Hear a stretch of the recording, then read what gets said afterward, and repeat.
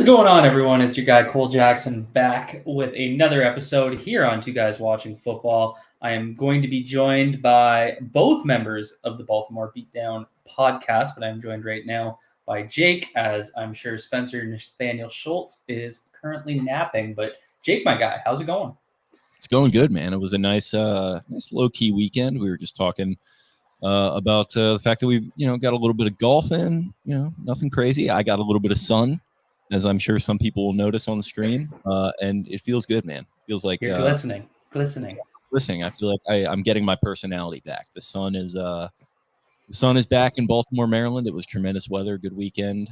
Orioles just lost 7-6 off a double play, which is sick. So that's over. But I'm chilling, man. Jay's just lost an extra, so that hurt me as well. But man, no, golf's been great. We have to deal with wet courses through most of, into most of May, really, just from the snowfall. But I got out twice last week. Felt good. Just good to get back out there. I think I was out there last Monday or something, and it was like -2 after 6 p.m. So I'm out there in basically a parka, as is everyone else, ripping around on carts and stuff. But it's all for the love of the game, and it feels good just to get back out there. But for those of you tuning in, I mean, most of you know why you're here, but it's going to be a fun little different episode. So just kind of what's going on here. It's a 32-team mock draft. It's user-generated. I'm obviously the Ravens. Surprise. We're gonna have our co-GMs in here, and you guys in the chat. As always, when I do any mock draft, I'll be listening to you guys. So the rules are: it's only 4 rounds, which kind of sucks, but also I feel like with the Ravens having 1 pick in the last 3 rounds, we'd all kind of peace out of here shortly thereafter. So it works for us. And then.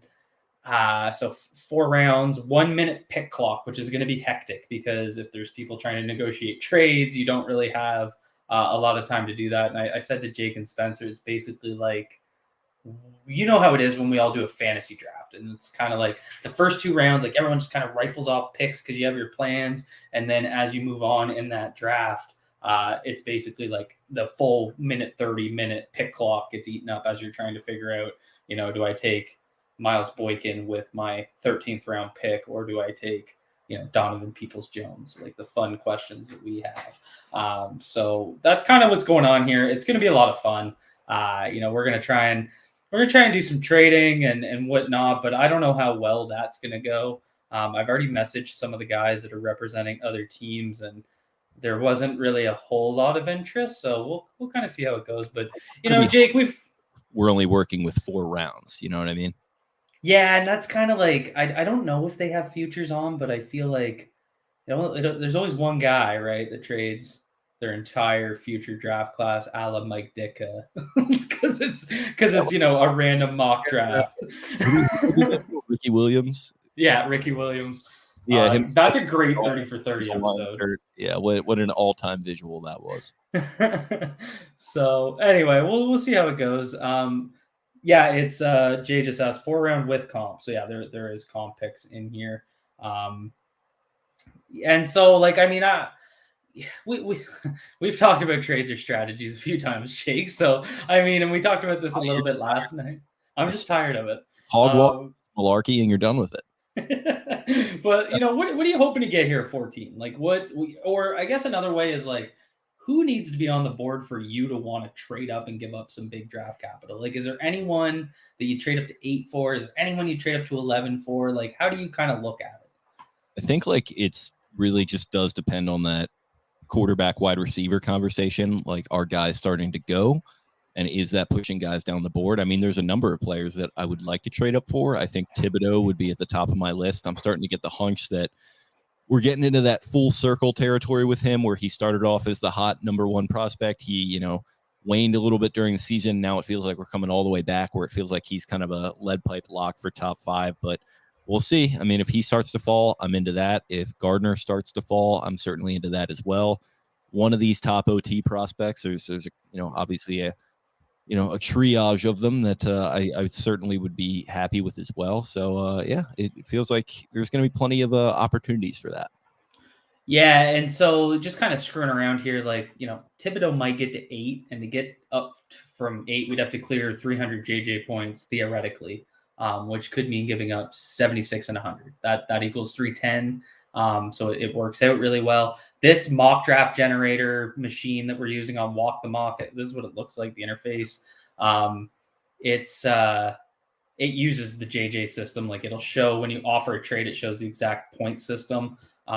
So, I don't think, like, I would imagine if I go to offer the Falcons GM a trade, he's probably already clicking the Kayvon Thibodeau button. So, and that's kind of how this is going to go with the trades. I feel like, you're going to want to offer someone and they just aren't already picked. So we'll see. I mean, this is all just kind of a fun little experiment to do something else. But, I think for Thibodeau, if I can keep 45 and get Thibodeau, like, it's going to be a long ass wait going from 45 to 110 with no pick. But on the other hand, you got Kayvon Thibodeau, and that would probably make you feel real good, and we can just kind of chill. And you also have picks coming out of your literal wazoo, like after day 2 or whatever they might decide to package to move up. I don't think it will be that hard, but like at the same time, it does obviously, like you said, depend on where they go. So this is fans of other teams drafting, correct? Correct.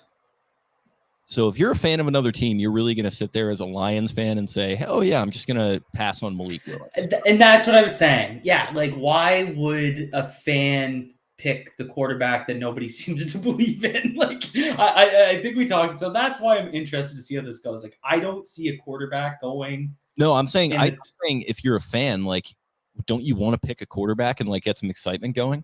Oh, you think they would? I think they would. Yeah, it depends on like how I guess how committed to said rebuilds these guys are, but right. It's like we were talking about on Friday night. It's just, you're just going to spend another year with Jared Goff, or you're just going to like throw a dart in the second round with one of these, get Carson Strong or whoever it is. Really, like, that's what we're going to do. I don't know. I mean, maybe it's a good point. There's a human element there. No, it is a good point, because you made a good point. Like, even some guys, they may just want to see them try and actually do something. Like, none of those Lions fans believe in Jared Goff, I'm sure, right? Like, there's no one out there pounding the table for Jared Goff. I don't think Jared Goff's mom believes in Jared Goff. I love Jared Goff as a guy, but man, he's talk about a fall from grace. You feel for him. Ladies and gentlemen, Spencer Nathaniel Schultz joining us with 8 seconds to go. How about that? Spencer the Tank. Were you at Home Depot? I wish. Okay, we're up. The Jags are on. So let's see how this. If everyone make your screens big, you'll be able to see it a little bit better. But yeah, Spenny, we were just talking through. Do you think fans of other teams, and we're going to find out really quick here with the Lions pick, do you think in a weaker, quote unquote, weaker quarterback class, if you're a fan, would you still go with the quarterback that nobody else seems to really believe in, or would you be leaning towards other positions? It depends on your situation. I mean, if you're a GM and a coach that's in year 1 or year 2 and has some rope, then you can go gamble on that quarterback. So like in the Panthers instance, I don't think they can really afford to go spend their one pick in the top 100, if I'm not mistaken, to go get a quarterback that, they need to win now. They don't have that leeway still. And Aiden Hutchinson goes 1 overall. And I can react. How can I react? Give it a fire. Oh, I didn't get to click it. Come on. Okay, so did you guys just see that? So that thing jumped up, and now there's only 40 seconds left on the next clock. So I heard this is like 40 seconds. So we got to pay attention as 14 comes up for who's already kind of sitting around. How do I offer trades? Consistently offer the entire 4th round to move up. If anyone takes it. That's what we were talking about, the Ditka smoking the cigar after he took Ricky Williams with his entire draft. That's going to be us. Okay, there. So I can. It was. I have to pick the team. Okay. This is. I probably should have done a few mocks on here to figure out Start picking on the Panthers. I can click the X. Never mind. I'm an idiot. Okay, so they went Jermaine Johnson too. Wow. That is a link that has been happening from what I've seen in the fanalist sphere. Wow. Quite a bit lately. Wow. Sorry to hijack your stream. No. This is. I'm waiting for who is the wise man. By the way, your guys' intro video is so much better than mine. Like it's. Yeah, I listen every time and I start dancing. I don't know if you. I think only Jake can see it when I'm backstage, and I'm just like. I usually go with one. Yeah, it's a bopper. I've made many intros for the show at this point over the years. It's easily my favorite one I've gotten so far. It might be the. No, I like 10 on 10. Yeah, that one's staying for the long haul. We're done on the intro front. Yeah, I think so. But yeah, I've seen a lot of Jermaine Johnson love from the Detroit Twitter sphere, which is interesting. Evan Neal to the Texans. That makes sense. Yeah, I can put him on the right side. Gives you, that stability. You feel like you're probably Lovie Smith is going to draft Evan Lloyd at 3. I'm calling it right now. That would be absurd. He would be a good C2 backer. It'll be sick. And Trayvon Walker screams Lovie Smith. Like that just seems like a Lovie Smith pick. They have another pick, don't they? Like right there. Yeah, 13, right before us. The Jets ran right up, put in Kayvon. Doesn't get much better than that. They get Carl Lawson coming back. Yeah, they've got Carl Lawson coming back, and now they can focus on filling out that corner room, maybe adding a safety, and then other than that, the draft is their oyster. So this draft is going. I mean, Jermaine, I guess, is a surprise. Giants go Icky. This is going about as what you'd expect.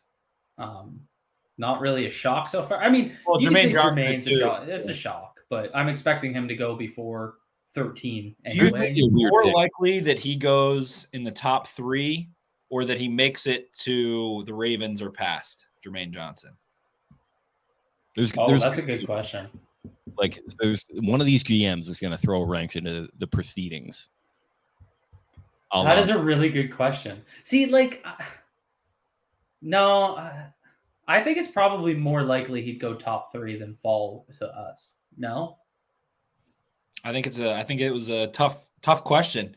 He is a little older. I think you don't want to be snagging an older prospect typically when there are some, junior declare talented players at the top of the draft between, Hamilton and Thibodeau and a lot of those top dogs. Yeah, we can see him here too. It's Gardner, all those guys.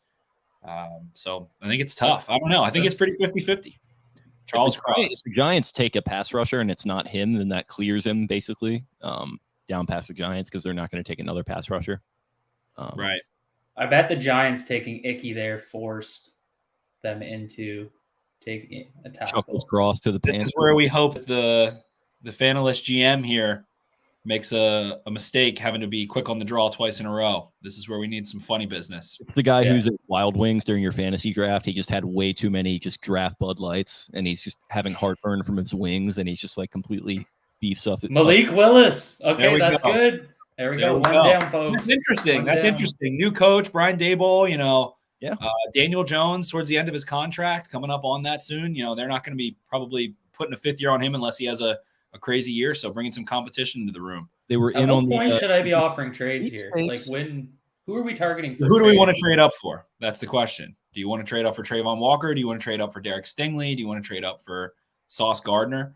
I would offer. Let's throw one at the Seahawks right now. Let's go Seahawks. Give them 14 and 100. Let's call that the 336. Let's call it the 336. And let's throw in, that end of draft trade and see if we can go get that pick and go get one of those 3 guys. So we'll offer them 336. And they just took Sauce. So that kind of affects that for me. That does as well. I would be fine with Stingley, but at this point, you might be willing to gamble a little bit. How confident are we? We've got Washington coming up. Kyle Hamilton's a really common fit there. I don't think that would be surprising. The Jets might be looking on the offensive side of the football here. I would posture. I think Garrett Wilson probably comes off for the Jets after the Seahawks. I feel like I should offer the Commanders. Who do you want to jump over and why? I'm thinking we jump up for It's only the Trayvon. Vikings, right? You want to jump up for Trayvon Walker? Yeah, give them the 4-5, that 4-5 pick. Give them a 4th rounder, and see if they'll take it, and we can get Trayvon Walker. And we Okay, wait. There's 2 picks before this, so should I wait? Because it'd be Hamilton, Stingley, Walker. They only have 40 seconds, so you might want to get that offer out there. Okay, wait. Who'd they just take? Oh my god, this draft tool is a nightmare. So this is a break. They took Penning. Okay, so that's good for us. Okay, so do we offer this then? Yeah. So at this point, we're going to get one of probably Hamilton, Walker, Stingley, Walker. Stingley. Well, that could be the next 3 picks. Yeah. So if we want Walker, let's offer that pick to the commies. Let's see. Let's just offer it. Glorious system, comrade. Oh wait, did they trade back? They traded back with the Eagles. Wow, Eagles on the clock. Who did the Jets take? Eagles trading up for a corner is going to be my guess. Jets Jameson Williams. They pick. They ran that up. This is happening so fast. Yeah, I think we're just gonna have to stand pat. They took Garrett Wilson. Garrett Wilson. My God. Wow. So Stingley, Walker, Hamilton. We're getting Stingley, Walker, or Hamilton. I like what the Commanders did trading back because they're in a good spot now. We're in such a good place right now. We're literally getting one of these 3 players. Okay, how do we feel about Kyle Hamilton? Let's get that out there. How do we feel about him? We feel great about him. We feel fantastic. Like, no brainer. Kyle Hamilton guy. Me personally, Dan goes, chaos. It is chaos. I'm like, I don't know who traded where. I'm trying to use the goddamn trade simulator. Trayvon Walker's off the board. Okay, Trayvon Walker goes. I'm kind of hoping if Stingley goes here, Kyle Hamilton's not the worst in this situation.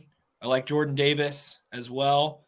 A trade back would not be horrible in this situation for me at all. And let's see, the Texans. I feel like the Texans have to take Kyle Hamilton. Yeah, if they don't, I don't know what they're doing. And then that leaves us with Stingley, and I'm pretty happy with Stingley. Yeah, I'd take Stingley. I feel like Kyle Hamilton is such an easy pick here. Like the amount of split safety work you can do with Marcus Williams, like it just seems. If he's there, that's 100% my vote. Just calling it now. We could offer what I kind of want to do is, do we want to offer the Cardinals 14 for 23 and 55 because it works out perfect. And I would rather walk out of here with Stingley than trade back, to be honest. Okay, the Packers just traded up for I feel like that has to be for a receiver. Well, why'd they get in front of us? They traded up they just took Kyle Hamilton, so we take Stingley. Boom! I love it. Easy. Yeah, Easy. Yeah. Cash it. Done. No, I'm not happy about it, but yes. The Baltimore Ravens have selected Derek Stingley, cornerback. Okay, react here. What are we doing here? JK, I am happy about it. But... Okay, so the trade back here. I get what some of you are saying in the chat, but we just got Derek Stingley. Like it fits a huge need. Derek Stingley has a skill set that's going to fit very well in this defense. Like that just seemed easy to me. That is the reason I like Stingley here is because it is both a short-term success and a long-term success. He is fully healthy from that broken foot. He's been running for quite some time. By the time he's up and running at training camp, he's going to be good to go. I'm confident in him to come in and play early, similar to Marlon Humphrey, who walked into a situation where he didn't need to be thrusted into a 100% being on an island role very early on. Didn't need to play full snaps, which is nice as he is relatively recovering from an injury still. But Marcus Peters is under contract for 1 more year. He is coming back from an ACL injury at an older age. Marcus Peters is a very intelligent player, great technically, so he should be fine.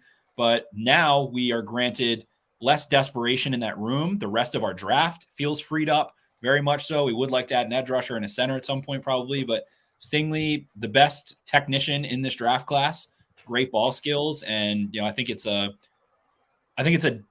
double in the immediate, and I think it's a home run in the long term.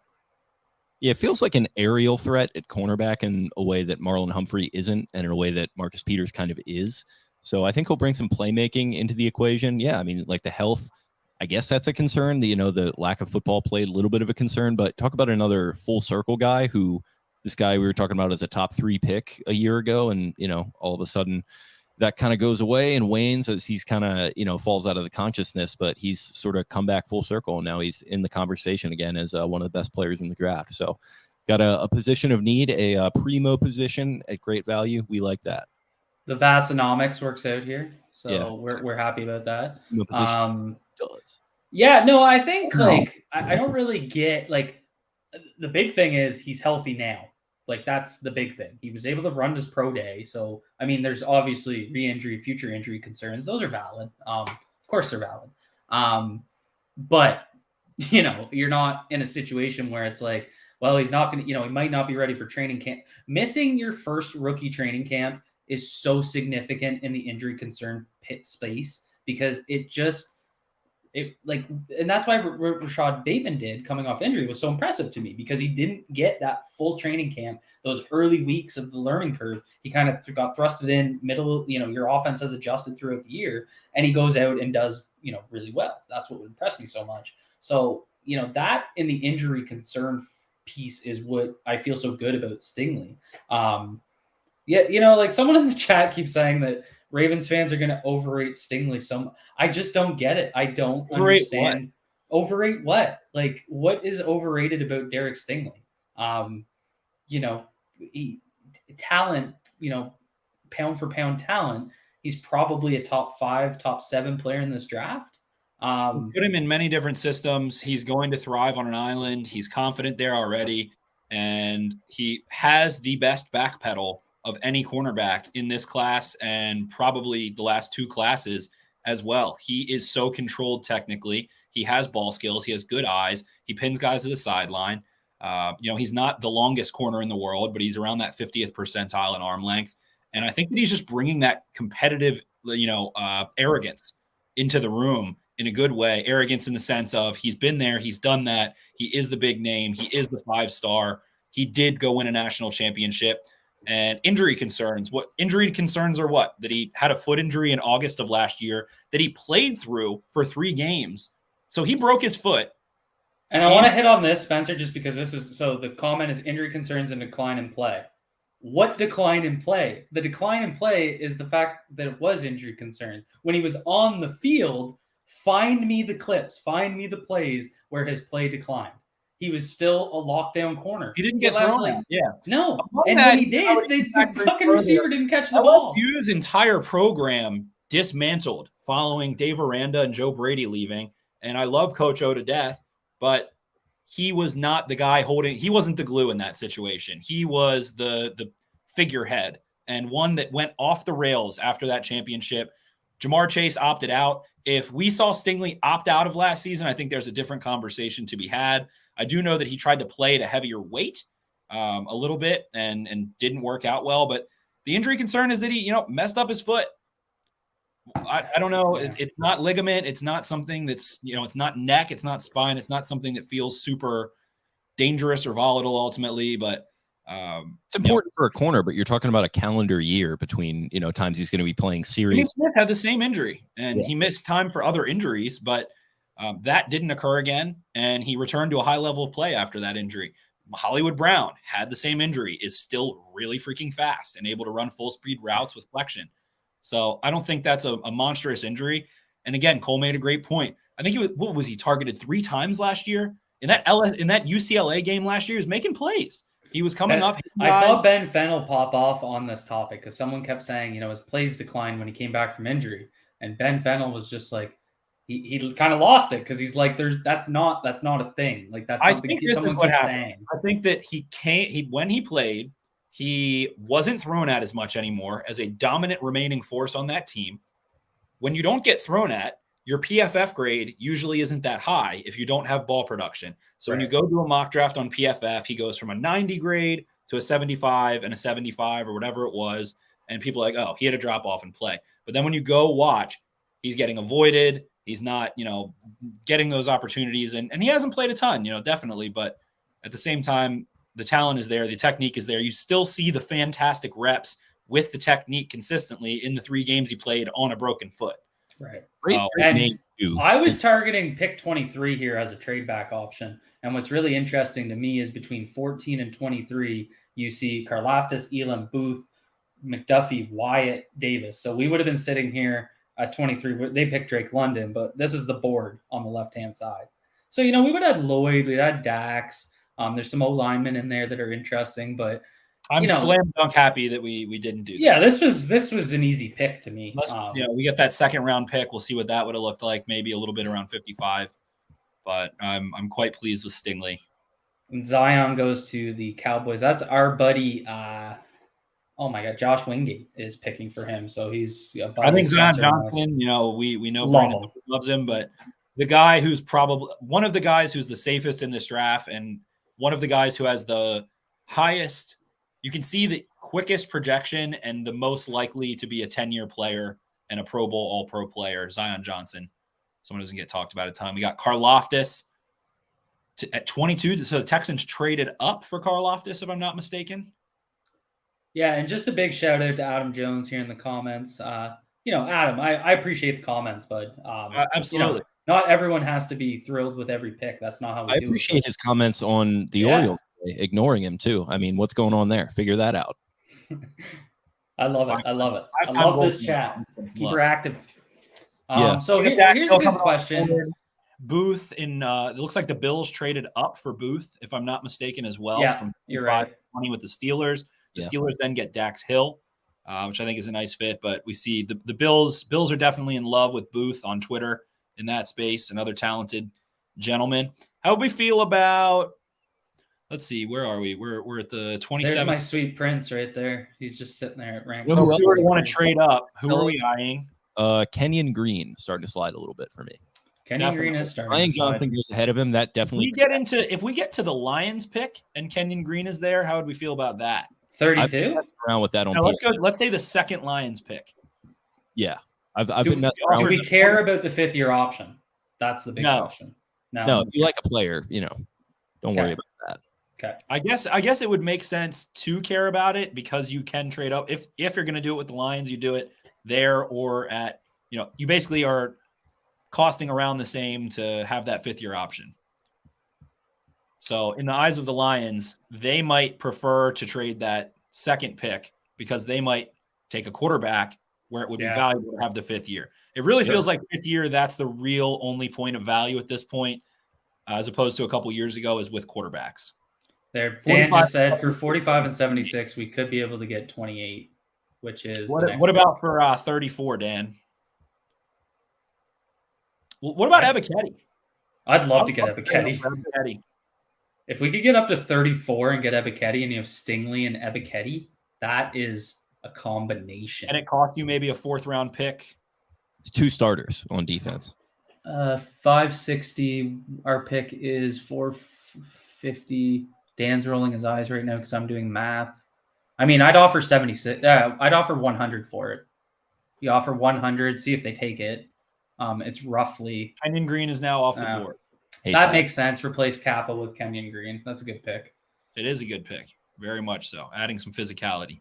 Wyatt's off the board. Yeah, Wyatt went to sorry, I scrolled down, guys. Sorry. Wyatt went to the Chargers after Jordan Davis went to the Saints. That to the Saints isn't that a bad fit? Who, Jordan Davis? Yeah. Tyler Linderbaum went to the Titans. That's a good fit. They just signed Ben Jones, though. That's kind of weird, no? Well, what are you doing? I guess Jones is probably there forever. I could see that being a nice replacement pick. I guess they could move Ben Jones over to the vacated left guard spot from the kid that went to the Bills. Saffold. Love Saffold, too. So with that, I mean, Jones's deal, I'm imagining, I haven't looked at it in a while, but I'm imagining it's effectively a 1-year deal. Bengals trade. Bengals just traded up. I'm glad they're not getting Linderbaum. I don't want to watch that. So who do they want? Nakobe Dean? No, they don't want a linebacker. Who do they want? Kyler Gordon. Wow. They didn't want to miss out on the corners. Probably wanted to hop the Chiefs, who are expected to take at least one. So Chiefs, I feel like, are taking Ebiketie and an offensive player. Burks already went, right? Yes, he did. I love him with them. I'm curious. The receivers. They're all gone. Did they all go? Sky Moore, I think, is next on the board. So if they take Pickens, I'm going to be sickens. Yeah, Thickens and Dotson would be a good fit there too. Thickens.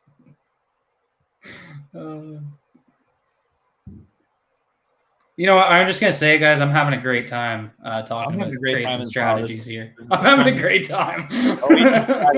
Mergers and acquisitions. Trades, importer, exporter. Yeah. Okay, Chiefs guy is having a beer.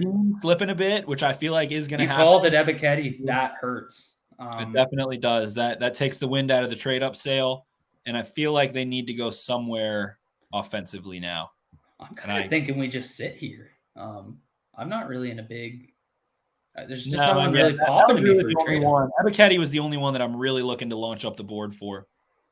I mean, okay, so let's start kind of thinking about 45 for kind of fallback options. Like Pascal is one of those guys where if someone else doesn't fall, you probably pick Pascal and you go Stingley. I might be team trade back if we got an offer. If we've got Drake Jackson and Pascal and, you know. I gotta be honest, I might just take Ojabo there. That's an interesting one. Mafe is still there. You guys, I get that, but like I you know, it's a long-term pick too, but I don't know. I feel like that's good value. If the recovery works out well, like I feel like somebody's going to pounce on him in round 2. Just seeing if there's, because I'm using their rankings, so I don't know what. So they went Pickens, Ebiketie. That makes me absolutely sick to my stomach. Good combo. That is disgusting. Great combo from them. Oh, that hurts right in the. Taking one psycho and Tyreek Hill and parlaying him into another. That hurts real bad.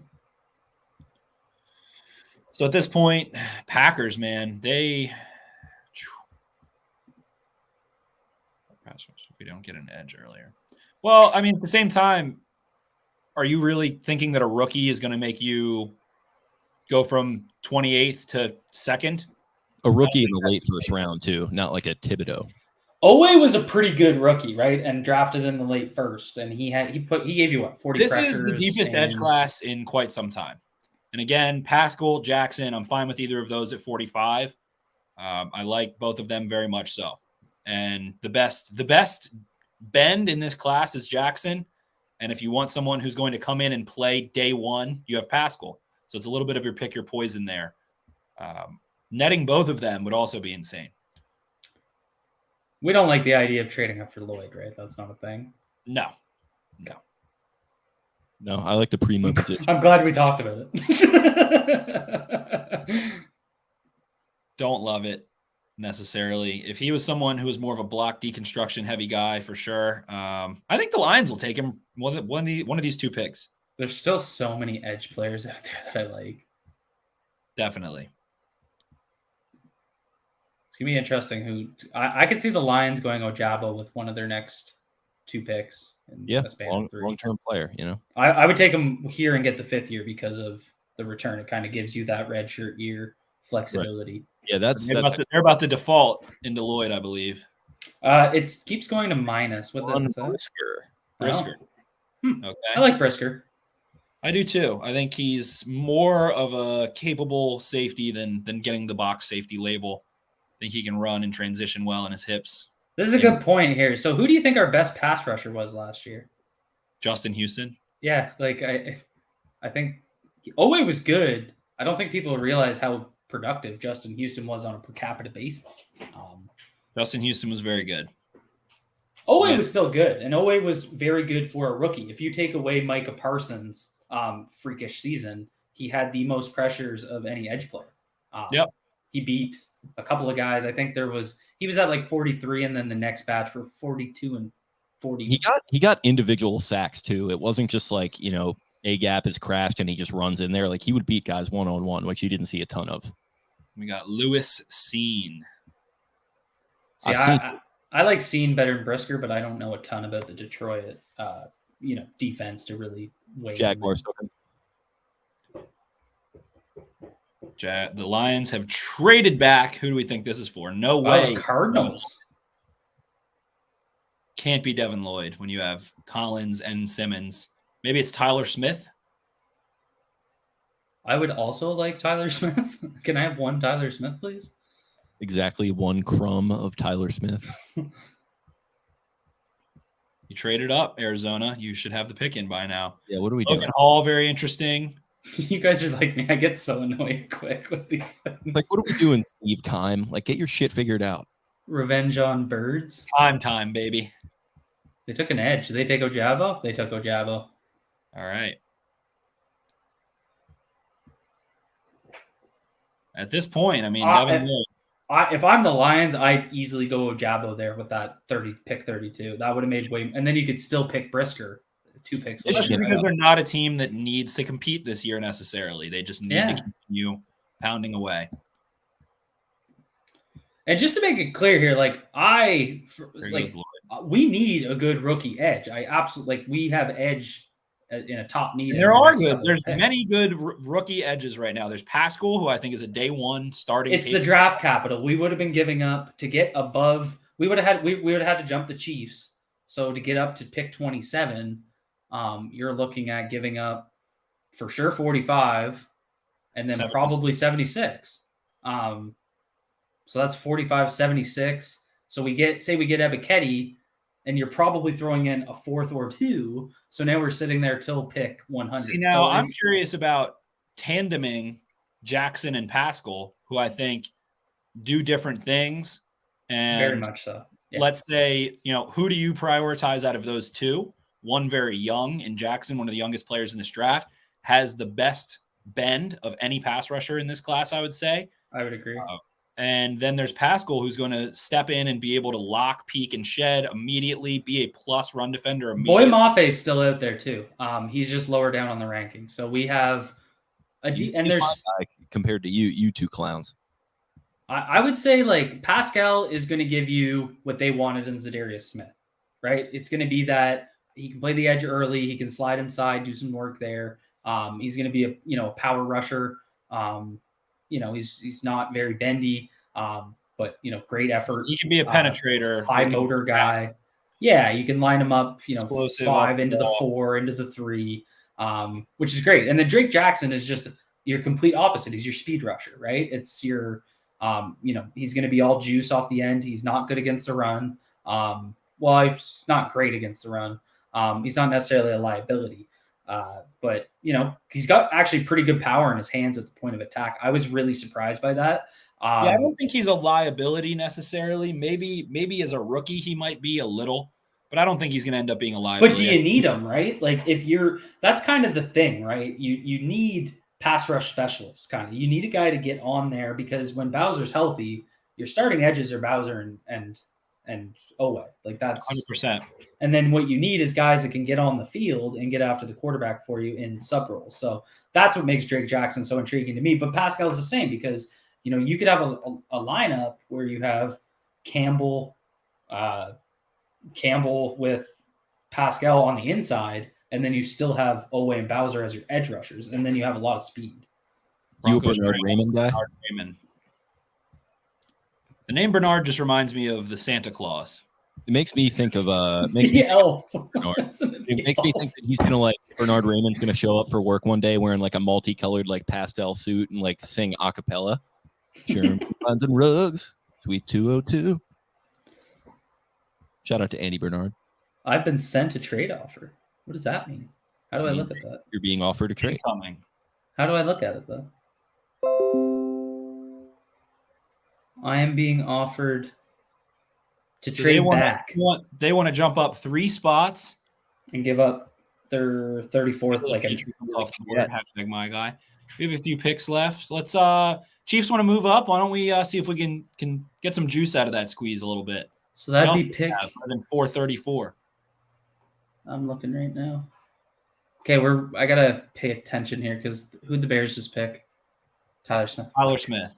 I would have liked that. I think is a very, very of this whole draft past the lottery. If there's a landing spot for Tyler Smith, it feels like realistic pick value and fit. Tyler Smith to Chicago would make a lot of sense to me. So we'd be gaining 30? No, we'd be losing 12 points in trade value. So it's the right trade value. That's even. That's pretty even. But what are we trading back for? Is that even worth it at that point? No. I don't. I'll leave it there. It sits. Oh wait, no, it's to trade up. Oh, Yeah, sorry. Completely They got that trade. They got that pick in a trade. That makes more sense. Sorry. I was like, so we'd be giving up one of the fourth columns. So that's about to happen here. So depending on who the Seahawks. So if we were to trade up, who do we want? They take Sam Howell. That doesn't affect us. I mean, Logan Hall, Josh Pascal, Boy Mafe, Lele. Drake Jackson, Falale's there. That's what I would be looking for. Trade up for a pass rusher and give up a fourth. And it just locks you into your choice, right? I don't think we need to. They just took a pass rusher. The Seahawks, we can't jump, and then we'll see. So I'm willing to gamble. I'm happy with either Pascal or Jackson. To be honest, I haven't watched enough Cam Thomas. But what about Boy Mafe? Did we talk about him? Tested elite. Had an okay Senior Bowl. Pretty good. And I don't know. He doesn't quite get the blood pumping for me on the game tape. And I do like Pascal and Jackson more as an outside linebacker type. I just didn't love Mafe. I don't really get the top, like the hype, I guess, on the. He's a little twitched up and very athletic. Bring some juice. Definitely can get off the ball. Who do we have? Cole Strange. That is strange. I'm not taking their trade. I don't really see the value here. I don't either. I'm happy with Hall, Pascal, or Jackson. I would like to jump up for a tackle, assuming we could jump up from 76 to try and get one of these tackles. So I'd rather hold the cards for that. Yeah, let's try and consolidate these picks into top 70 picks if we can. Let's see if we can jump back into the second round. Travis Jones is there, which is an interesting guy. Travis Jones is there for sure. They went Boy Mafe, so they got Ebiketie and Mafe. That's interesting. Here we go. Again, doesn't end up biting us because those aren't the guys he wasn't who I'm prioritizing. Browns definitely could be an option to take Drake Jackson, I think. I want Pascal. Pascal's kind of my priority here, to be honest with you guys. I do like Travis Jones. Travis Jones as well. Travis Jones would be kind of my fallback option right now.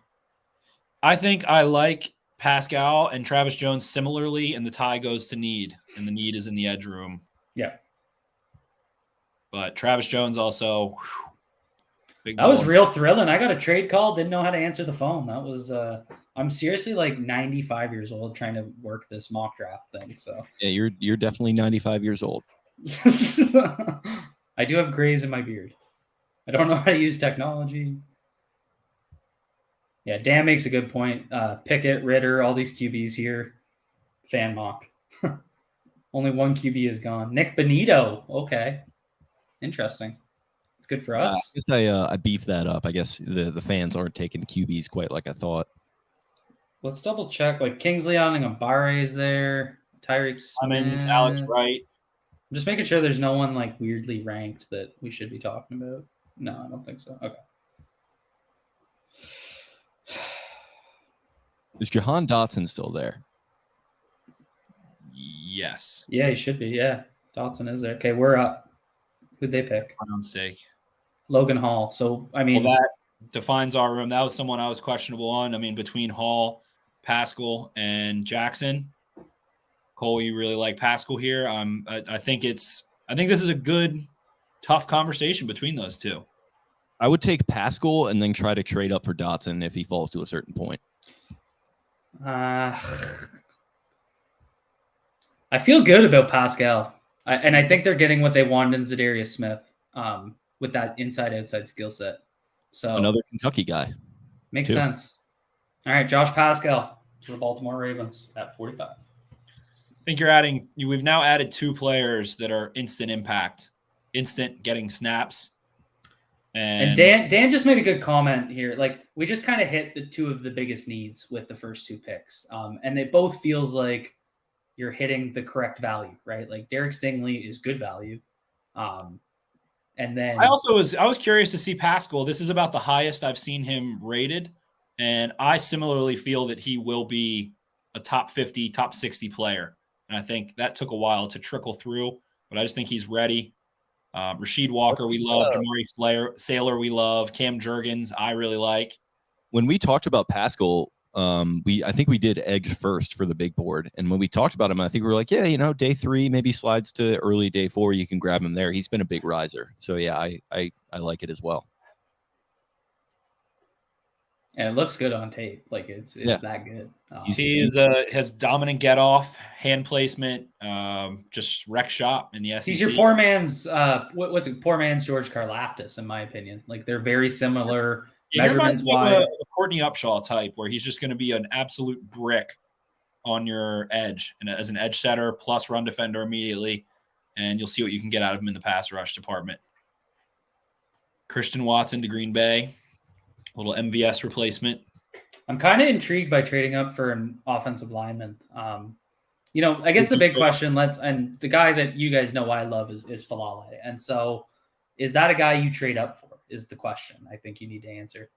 Someone's probably going to grab him at some point. He's an alien, I just there's a ton you need to work on. But there's just the potential is stupid. I don't think there's many teams in this draft that are going to covet him like the Ravens do. And I might almost be willing to see if he gets a 76. Yeah, he gets a 76. I think so. I think there's not a lot of teams that love the big boy. And again, that's why Orlando Brown a couple of years ago did fall, because there just aren't many fits for someone who isn't consistently mobile in that sphere, even though Falale can go run and cut guys off and be in space. What is he? He's Baby Huey. Is that what you called him? Yep. His outside zone reps in that 2019 Penn State game against Micah Parsons are so intriguing, because it's funny because he's huge and he has you would think, big powerful gap blocker. He's really good in zone blocks. Really good with angles. And super athletic. Like I was surprised by how poorly he knees so well, and he has so much length. It feels like he's almost like playing basketball, cutting guys off, driving to the lane. And Dan said 76 plus 110 plus 128 could get us 58. But do you really do that to move up for an offense? Shout out to Dan. He's absolutely just our calculator tonight. He's crushing it. Love you, Dan. I think no, because I'm happy with Rasheed Walker at 76. I'm happy with. I love Walker. A few guys at 76. I don't. How do we feel about Dylan Parham? It's very tiny guy. I think one of Falale ball, right?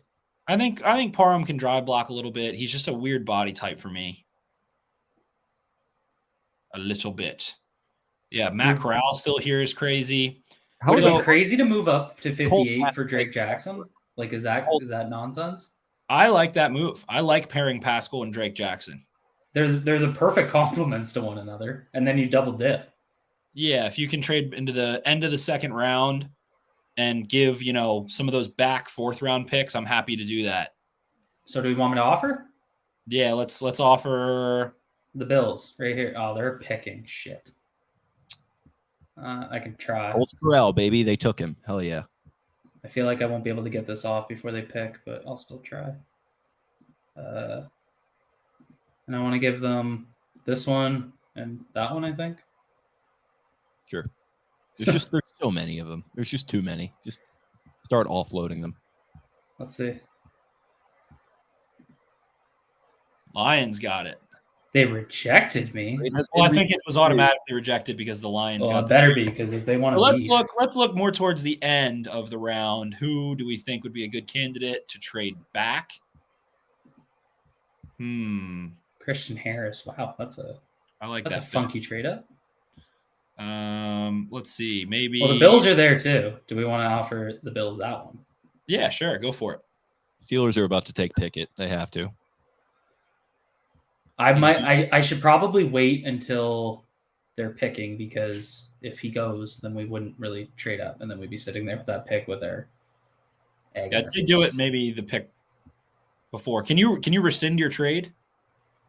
I think I already did. Yeah, I think it automatically did. No, I'm saying can you rescind a trade that's sitting that I don't know. Damn, what am I offering here to get up to this Bills pick?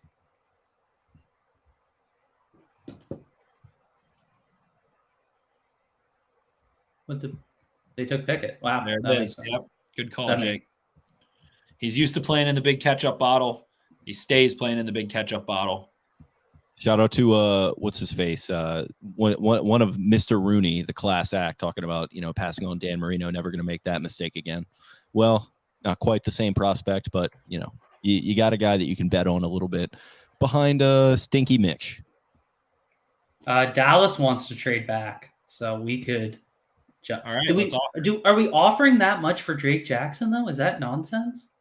I like it. I think he has the best bend in this class. I think he is someone who can get on the field quickly. Okay, picks are flying. Shit.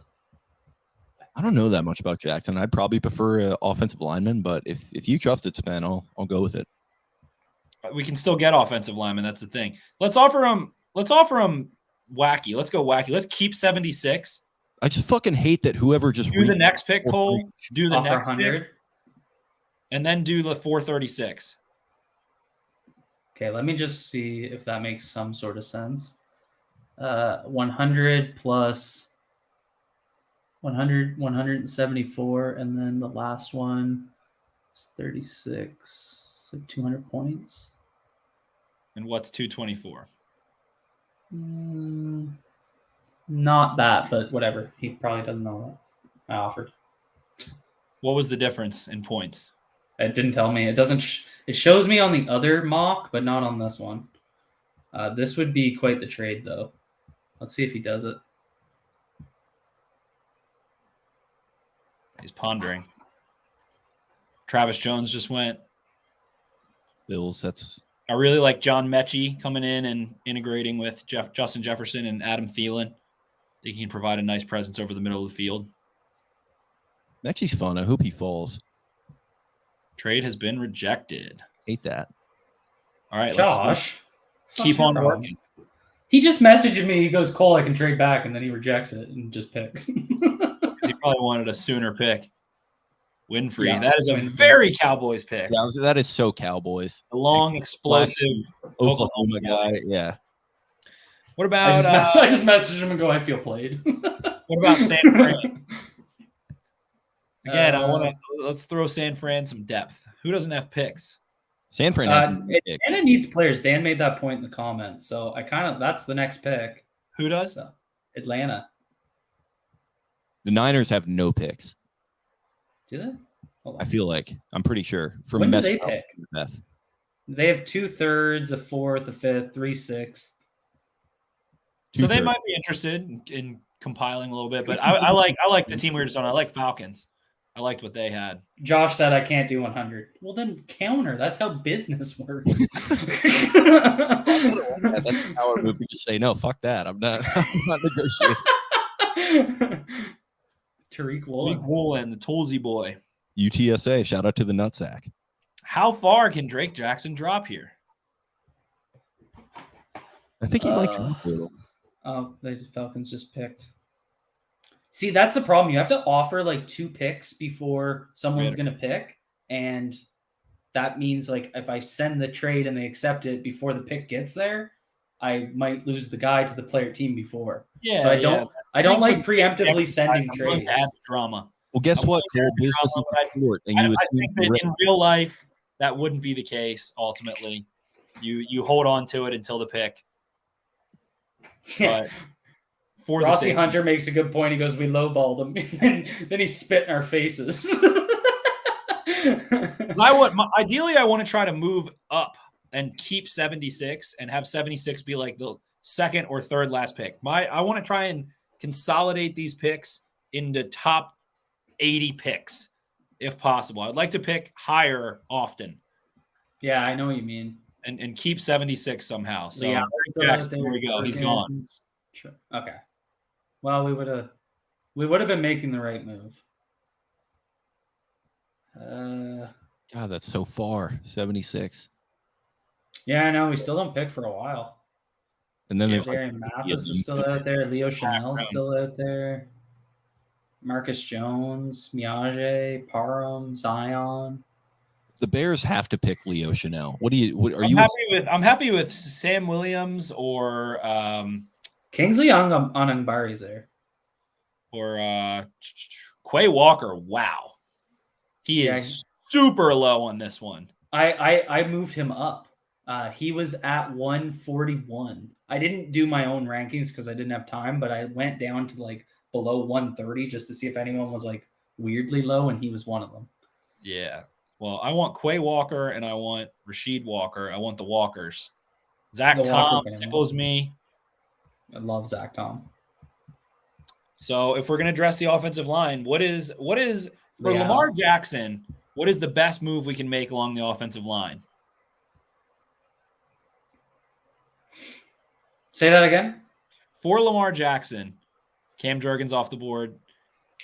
What is the best move that we can make for Lamar on the offensive line using our current ammo, or is it best to sit tight?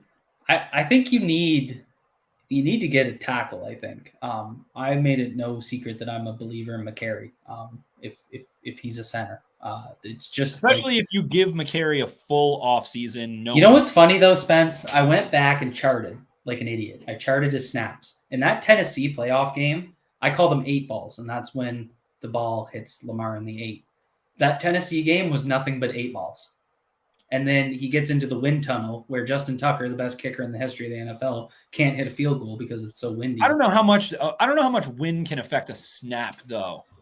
Especially I mean, it's a weird correlation. He gets the Buffalo. It's like wind's going crazy, and then the snaps just weren't bad until then, though. So, like, what else could it be? I feel like it's the difference between hitting your irons with wind being a factor versus like putting with wind being a factor. It's true. I get what you mean, and it was weird because I was expecting to go back and see a bunch of bad snaps, and I just didn't see them.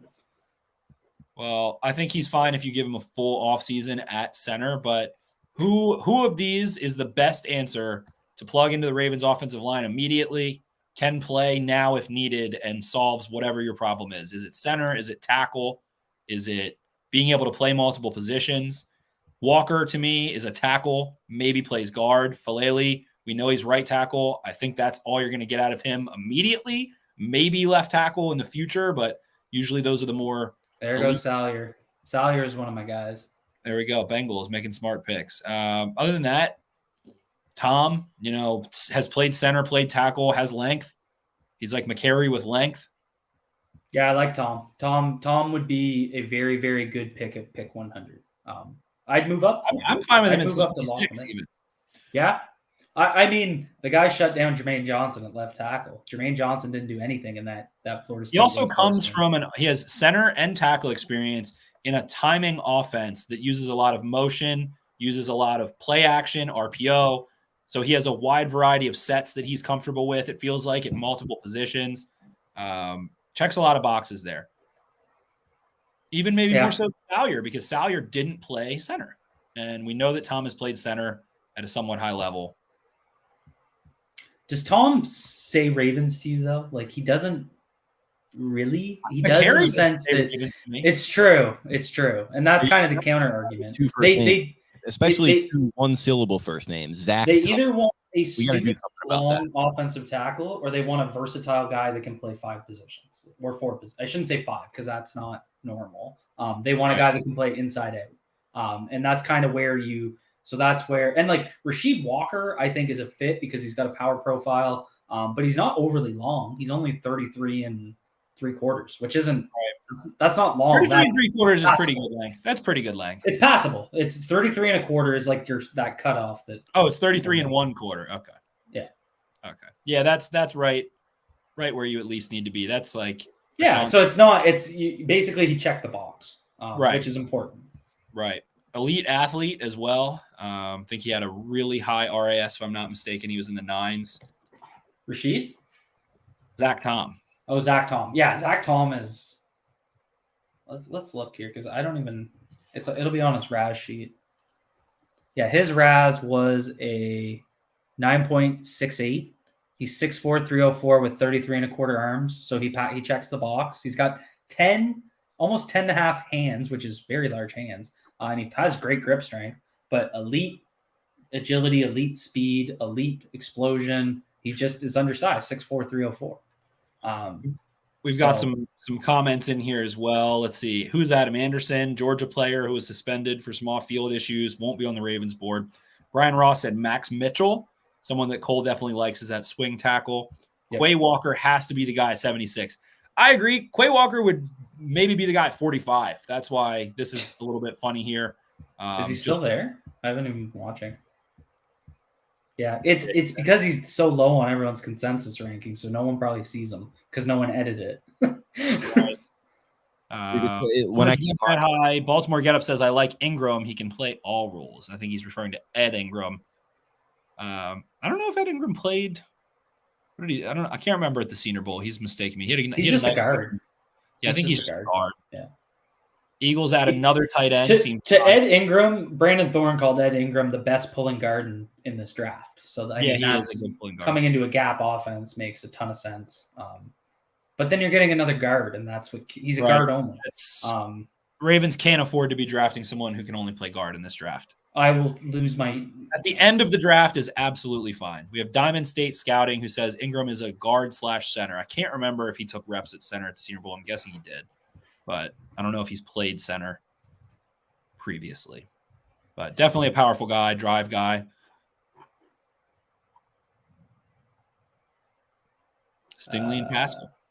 Yeah, he took reps at the Senior Bowl. Yeah, feel like he was a little smoother than Zion. Took snaps at center during Senior Bowl and held his own. Yeah, I think he translated there. Johnson had a big learning curve, and his reps where you could just see him learning quickly. But I think Ingram was a little more consistent there ultimately. So I mean, I'm feeling like Quay Walker's the play here, and then we go for Zach Tom. That seems like kind of the Walker, Tom. Those are the guys on my mind. Walker, Tom. I agree. Okay, cool. I almost don't even want to take Quay Walker because I think it's like poor to the exercise that he would be there. I'm going to address this because it is important, but like this is why I asked Thorne the other day about Zion Johnson playing center. It's like, can he? Maybe is the answer. Can Zion Walker play center? Can Ed Ingram play center? Maybe. The Senior Bowl, they do this every year where they want to give those guys those looks because it's just the more versatile. How do they take the coaching when asked to do something foreign? That comes exactly. So it's like, did he take center? Like that's important. Does it automatically make him a center candidate? Depends. Like you need the transition to center is so significant that you just need film to be able to like say that consistently. So I'm not sure you can just be like, well, he took some reps there at the Senior Bowl, and I mean that's what Thorne said. You're factoring in a snap there. You're factoring in that they're the one who starts the play, so to speak. It's completely different than like a tackle to guard to tackle. I'm checking the draft guide because they chart reps at positions. I didn't see any. I watched 3 or 4 Ed Ingram games, and I didn't see one center snaps. But I mean, that's not. He played. Yeah, I don't think he did that at LSU, but I think he did it in Mobile. Let me check. Dylan Parham comes off the board. He took 720. No, he took none in the last 3 years. He's only played left guard in the last 3 years. So maybe he did in 2018. Yeah, I like Ingram a lot as a player. Maybe you like him more than a Phillips or a Cleveland. But at this point, I'm fine with Cleveland or Phillips for a year or 2 years, what I have there, and would like to address another position. If Ingram is there later with one of the second or third to last picks, I would be fine with that also. Chenal also still there. Jalen Tolbert. So we're in 3 picks. Looks like we're going to be able to get Quay. Heavy defense with the gate. The other option is, do we? No, that's probably not the best way. So if we take Quay Walker, who is our biggest? Should we try and move up, and if so, for who? Because again, I would love to try to consolidate from the back end of the 4th into the top 100. You'd be trying to move up to get. Yeah, you'd be trying to move up to secure your offense. You want to pick who your guy is on the O-line. Like, who is my guy that I want? No, I think we boiled that down to Tom and Walker. Yeah, and I see the case for either. It's kind of like I don't see, like, you're not picking Zach Tom to come in and be a tackle for you. You're picking him to come in and be a center that can also do some other things, in my opinion. that just looks to be like he's just not big enough. He doesn't have a frame that's going to add a ton of weight. He is a battler the same way Makari is, so I like that a lot. But Rasheed Walker is like your true tackle. Like he's going to be your swing tackle. He's a 3-year starter at a Big Ten comfortable school. on the left side, and he's the only guy other than Ronnie Stanley on this roster who's comfortable playing left tackle. Dan says, take Quay, then trade 110, 119, and 128 to 78 for an O-line. So is the drop-off from 78 to 110? 110. So we're about to pick 100. So we're about to pick at 100. We have 110. Do we think those guys make it towards 100? Or I think Zach Tom will get to 100. Okay. That's the risk we're willing to take then. Leo Chanel goes. So Quay, or does that kind of seems like a no-brainer now? I mean, we have to take him, but at the same time, it ends up being bad for the exercise, I think, because I would be absolutely floored to get him there. I got a trade offer. I'll look at it really quick. What did I get offered? Why doesn't that open that automatically? It's so stupid. Oh, God. An extra third to move up, and then there's a future. Yes. Yeah. I like that. Consolidates us in that top 100. I don't have time to do the JJ chart piece. You know what? Jimmy came up with that chart when he was out on his boat after he had about 10. I'm just accepting. All right, let's do it for the sake. Here's our trade. We got to trade it. I traded back. Consolidated us a little bit. Dan, can you tell me if that made any sense? Who'd they trade up for? I think Cameron Thomas. I think we got a little tiny bit fleeced, if I'm not mistaken, on JJ. But again, I like the idea of picking more in the third round. I did give up 110. It's just so hard to counter. If I could have gave up a later fourth. Did that make any sense? Dan says, nah. Hate that. I hate how they put the dot. Like, I would like to see the pick number. Sure. Is it so as annoying as it's appearing too? Wait, what did he say? Nah, that's not helpful, Dan. Explain it to me. I need math. How many points are we off? But again, I don't think teams hit the points every single time, and I did want to try and consolidate up. We have 3 now. We have an extra third round pick. We basically moved back a bunch of spots to move up from 110 to this pick, 333. And then we kept 336. I just wish they'd get away from round number pick in that round, because I'm happy as well for the sake of the exercise, because we're going to walk out of here with Quay Walker at 76, and I think that's bullshit. What was the trade? I mean, I don't even know. What am I doing here? You traded 76. Not qualified. Right here, Dan. Can you see it? Right here. So 76. No, we got. We got 323 and 333. We traded 76 and I think 110. 110 and then 196. And let's trade again. I'd like to move up again into the third. Yes, I would. Let's see if we can hit the Falcons right here. 318. Let's rip some fourth rounders on them and see what we can do. Let's pick a couple players up here for the sake of the exercise. The Falcons? Okay. 318. That's a couple picks away. I think we have a couple guys we'd be happy to trade up for. So let's give. So for 318, just so I can get some sort of reasonable trade. ATL, that'd be 180. And then we give 56. No, that would be lower. It's so confused. I'll be back. 414. Do 414 and then the last fourth rounder. Okay. And Dan, that probably isn't quite there, but let's see if they want to trade back. I feel like I got fleeced. I feel dirty. But again, we wanted wait. I don't get the trade. I don't get the trade either.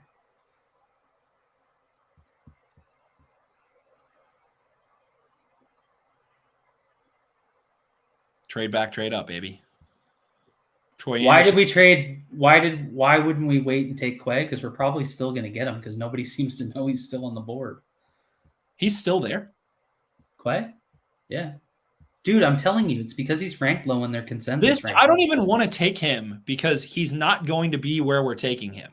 Like taking him makes me feel dirty. He is I feel like he's either at 45 or they don't touch him unless they trade up. Borderline. I think his over under from Vegas is like 38.5 right now. Guys fall every year. I mean, sure, yeah, but I don't know. His medicals are fine. I think he's a polished player. He's an elite tester coming off of a Georgia national title team.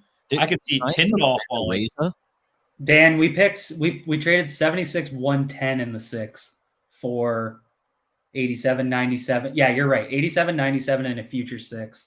But it was 110, not 100. And we got that future 6. There's a little sugar on top because they're not going to get comp picks this year. Did you give your Matareza analysis?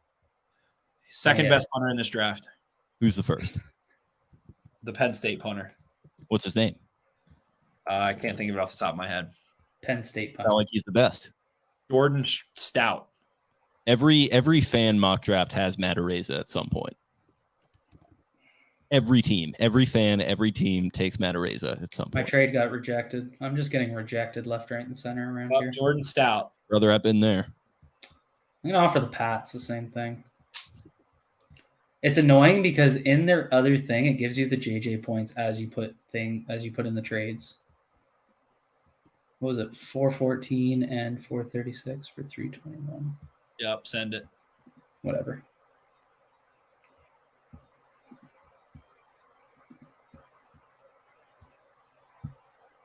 Clay Walker is cheating. Wow. Rejected just like that. All right, Bill, relax. What they want. How is it cheating? There's 31 other people participating. I don't control it. So we paid 106%. So we didn't get fleeced. You guys don't know what fleece means if you think that's fleeced. There we go. Now we don't have to feel dirty. The Steelers can be the ones to feel dirty, as if that ever happens.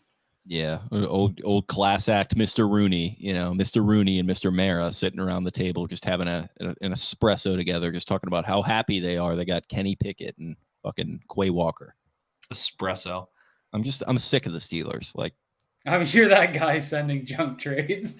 You are. Spamming people's inbox. You're like, dude, like you gotta chill out. Like we're in a Hooters. Like it's loud. Like there goes Lale. Okay, what are we doing here? I gotta dial back in. We're going. I guess. Do you want Rasheed Walker? Get Rasheed Walker and take care of our tackle woes. Yeah, I mean that seems like an easy pick. No. Yep. We got and then we got back-to-back pick. Well, not back-to-back, but we got another trade. Great. What do we got? I feel like I'm not trading back again. That would be absurd. Yeah, no, we're not going to keep trading with the Lions. That's not what we're doing here. No, we got a pick, and so Rasheed Walker makes sense here. Yeah, everyone's like dialing. Rasheed Walker makes sense. Walker also really, again, it's always a projection. He hasn't played there, but I think he has the skill set to play inside. If best circumstance occurs, I think he could absolutely battle at left guard if needed.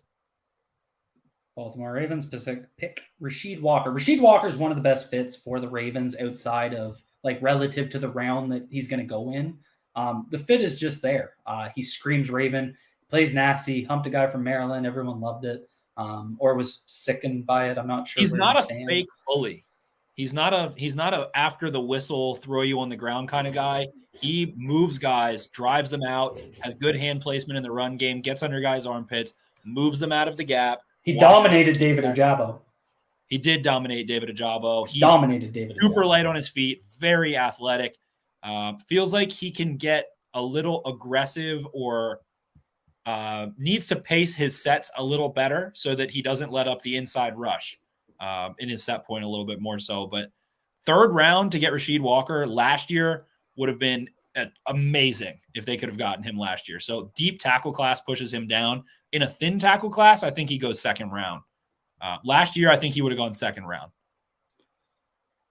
So, I mean, we got two picks kind of close together here. 2 picks within 4, which is Yep. why we did that trade up because I work the board. You know, I just look like a magician out here. Kobe Bryant off the board. So, I mean, there is still Zach Tom. We could go with a running back. We could go with a tight end. We could go with a receiver.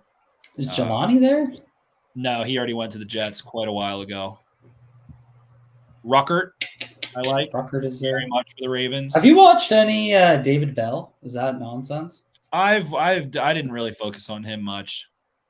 I watched him a lot, like on Saturdays through the fall. Ended up seeing a lot of Purdue games for some reason, but productive player, productive slot. Any corners out here to kind of complete that double dip? There's Cam Taylor-Britt, who I like a lot. Do you go Marcus Jones and get your true slot? Is Marcus Jones still there? I think if they didn't have Duvernay, I would like the Marcus Jones pick a lot. But Duvernay? It's like you've got Duvernay. You also have someone that is in that you have Ardarius Washington sitting there in that similar size kind of range. Do you mean Stevens? What about Stevens? You said Duvernay. Duvernay is because Marcus Jones is a returner. Oh, you mean as a punt returner? I gotcha. Yeah, punt and kick returner. Marcus Jones is a really outstanding returner. So I think Jones would be a slam dunk if they didn't have Duvernay, or if they didn't have, Ardarius Washington, who's that like similar size. Right. I don't really care about him too much yet, but I don't know. I just would prefer a more average sized body ultimately. I do like Marcus Jones a lot though. If the Ravens didn't have Duvernay, I would really like that pick right now. Kind of reminds me of that his kid value because if he is too small, he can't translate. Then you can be like, all right, well, at least he can return. McCollum could now be a developmental type, freak athlete body. Ridgeway. I think the Ravens are going to end up getting Chris Hinton with the 196th pick. I think that is my bold prediction for the draft. Son of former Colts legend Chris Hinton, who was part of the John Elway trade. So, yep, we need a speed rusher. Former child actor. Yeah, former child. Matt Butler's out there from Tennessee. I like him. He's gone under the radar. I like Atito Ogbonna as well. We could take a linebacker also. I don't know if Channing Tindall has gone. He's a little bit of a rocket ship. I do like the idea of getting Zach Tom and solidifying the O-line picks. Yeah, I don't hate it at all. And we got 2, so I mean, we kind of got to line up 2 guys. Well, let me look at linebacker. Tom definitely is in the mix. We don't have to take Tom with the next pick if there's someone more exciting that we like. Tyndall is still there. Beavers is still there. I like both of them. Beavers. Hell yeah. Jesse Luketa very low on this board. Yep, love that for that 4th round pick, comp pick. I guess where I'm worried is we don't really have. There's not a lot of guy, and the only guy out there that kind of screams it to me is Onigbare, as kind of a true speed rusher. Someone that can, get on there and give you that different type of rush than you're going to get from like a Josh Pascal. He's very stiff though. He is stiff. He's a weird player, so he's like a stiff speed rusher, and I don't like that. I would rather have a Sam Williams. Is he off the board? I think Sam Williams already went. He just went a couple picks ago. I don't hate Zach Carter. I don't hate Michael Clemens. Yeah, Clemens. I like Alex Wright a lot. Alex Wright's 6'7". Is Alex Wright too similar to Josh Pascal though, where you're going to kind of you see him as like kind of a guy that could sit under, but then there's no speed rusher. So, but then I guess the question is, are Away and Bowser and Hayes? He is very bendy though. At his size, Alex Wright can really scoot at his size. I love Alex Wright. Body. I just don't know if Alex Wright is redundant to Josh Pascal. That's what I worry about. I like Clemens a lot. He might be a little redundant there as well. He might also be off the board for off the field stuff, I think. Who? Michael Clemens. Alex Wright kind of reminds me of like Judon. Yeah. Yeah. Do any of these wide receivers kind of pique your interest? Can I get a look? Justin Ross, you can get later. I'd be intrigued by that. Thornton, people like him. I didn't really watch him. Like Romeo Dow's. He's kind of intriguing. Hiley is your boy, right? I like Dow's being able to take the top off. I think he can run on the vertical plane and play outside. Tyquan Thornton can really freaking run, and not just at the combine, but he's a stick. He's a little bit of a water bug. I have not watched any next. So what do you guys want to do here? Like, who we kind of just talked about a bunch of names, a hodgepodge of names. Again, I like Alex Wright here. I like Zach Tom here. I like go to the top of the board for me. I don't hate Zamir White.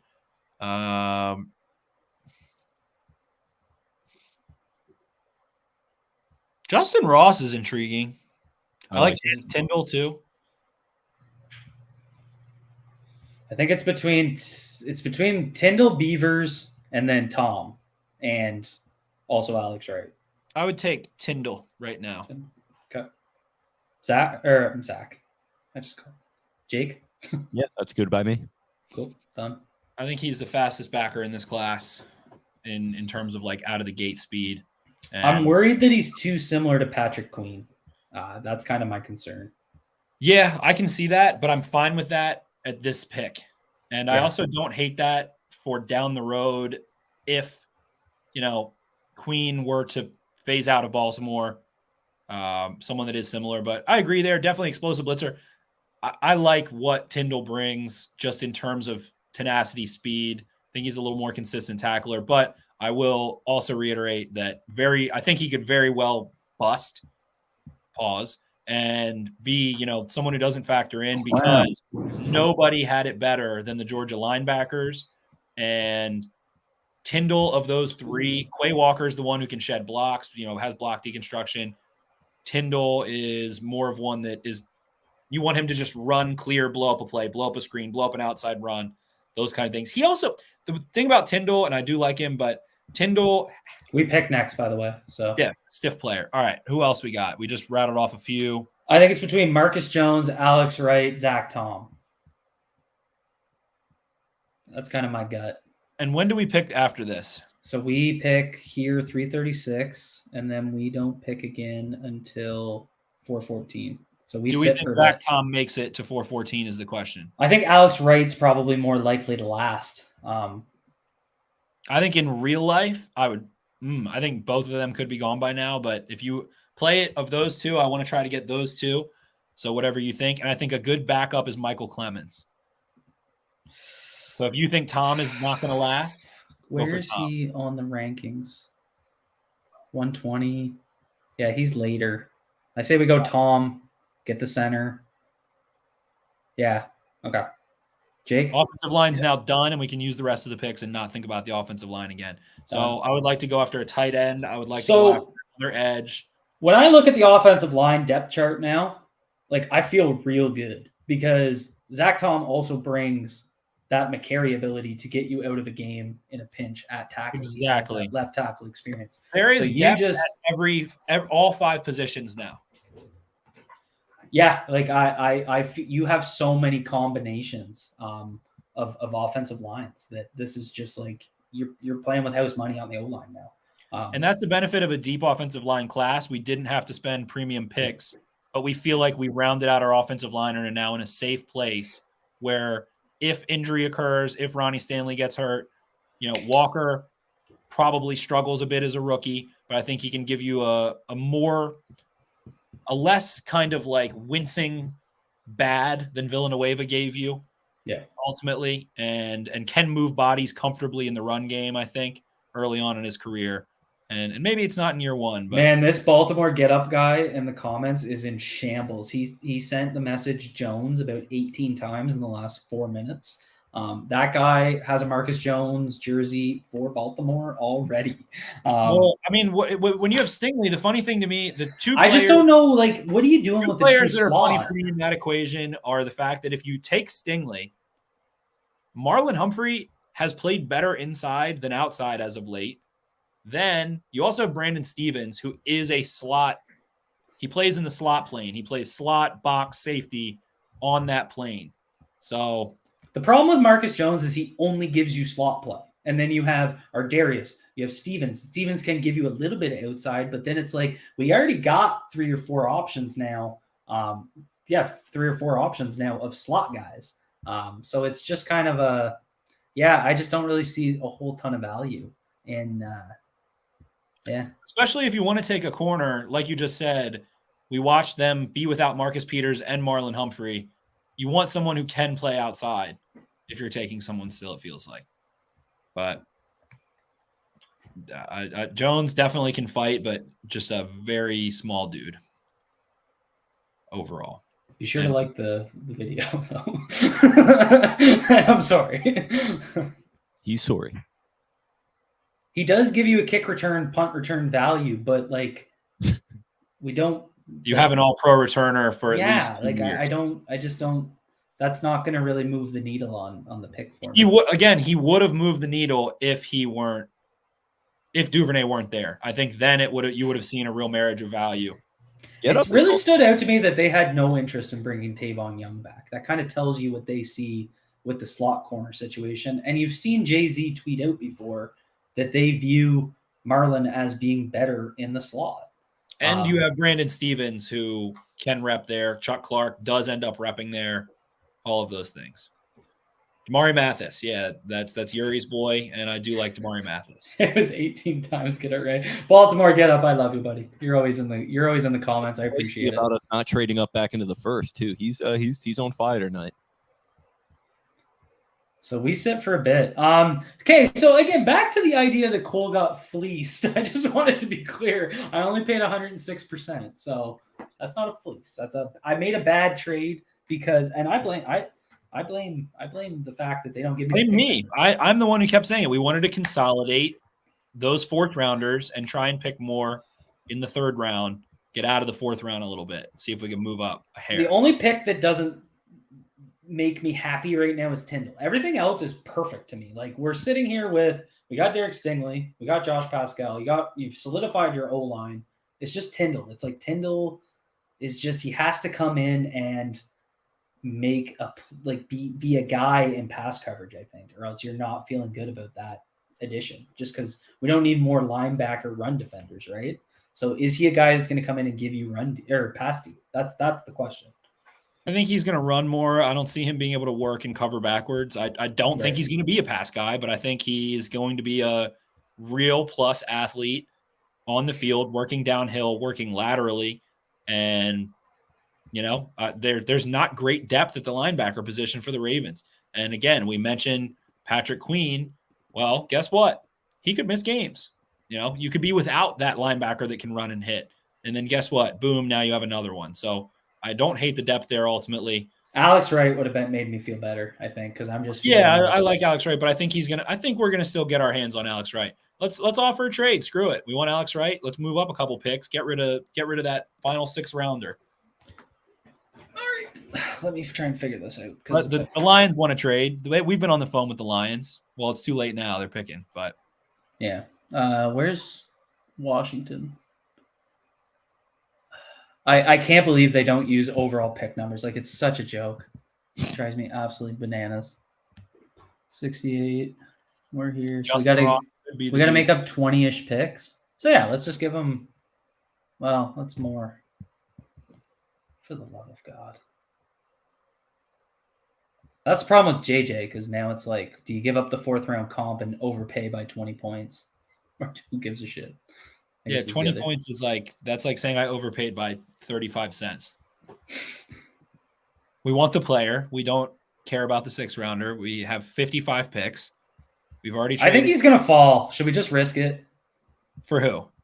Right. You can risk it, sure. I say we risk it. You're playing God here ultimately. We're just here to be the devils and angels on your shoulder.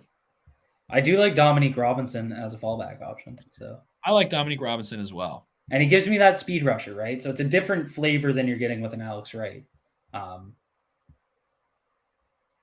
Definitely. Alex Wright can really move, rip the edge. I think he's pretty different from Pascal. I like Amari Barno, but not here. I don't know why he's number 79 on there. Like, he's an athletic freak. He's got insane length and measurable. I mean, not length, but he's got he just looks like the guy, but he just wasn't the guy on tape. Like, he wasn't that great of a football player. So that's kind of the concern there. Did Justin Ross go? Because I still like trying to nab him. He did? Shit. Yeah, he went. to the Lions, I think, a couple picks ago. I do like getting Romeo Dubes, though. So, anyway.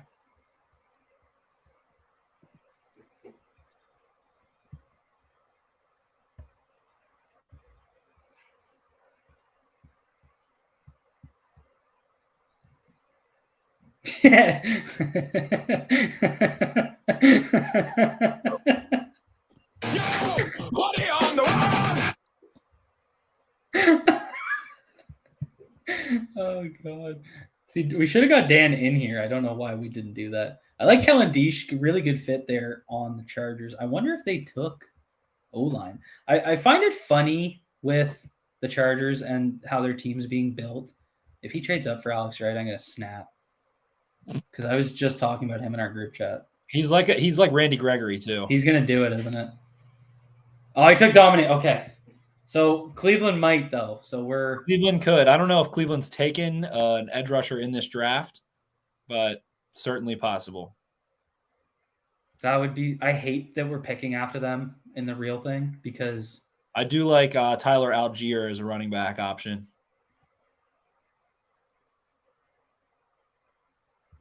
Have you watched Tariq Castro Fields from Penn State corner? Yes. What do you think? Because he's still out there, and I love his game.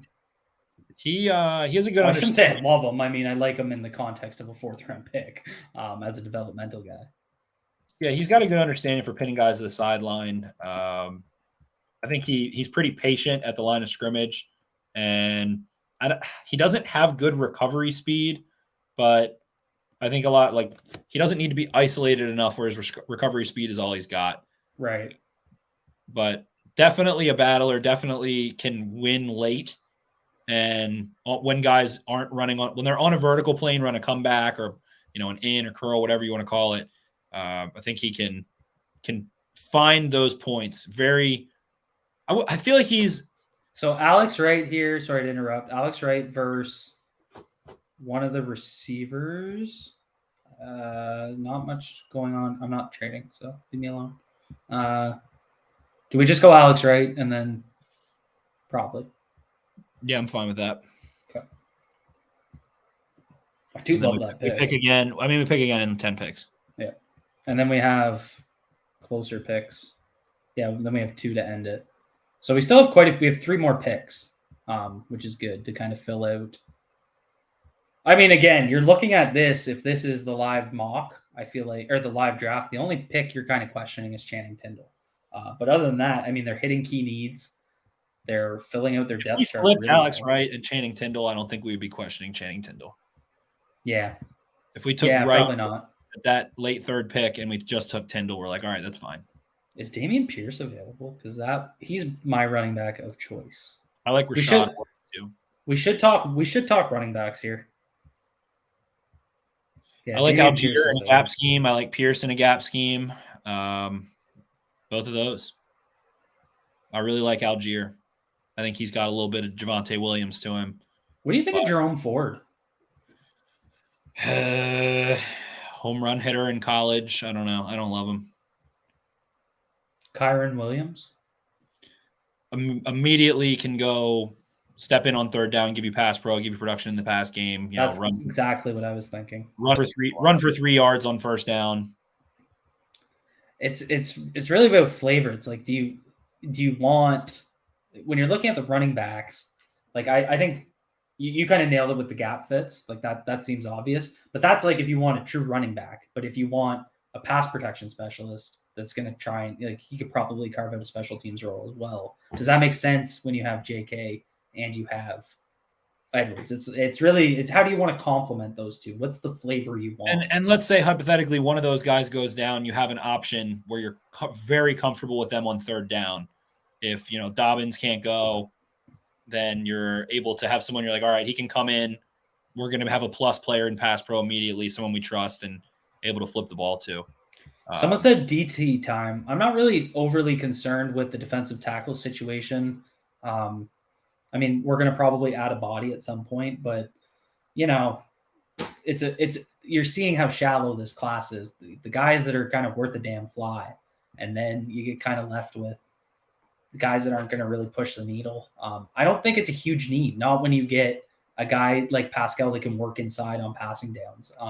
It doesn't really concern me all that much, to be honest. Yeah, Rashad White is a real meanie too. Kevin Austin just went. D'Angelo Malone went. We pick in 3. I kind of like the running back spot here. Is Ruckert still there? No, he went, I think. Did he? Let me check. It. Let me check tight end because we haven't really talked about it. Cade Otton. Locker. Is Chig there? No, he went to a rival, Bengals. Unfortunate. Let me throw D-line up here just to kind of get. And like we do need to get another corner at some point. Josh Joby just went. I don't mind the other corner, the other Bama corner late. Okay, we're up. So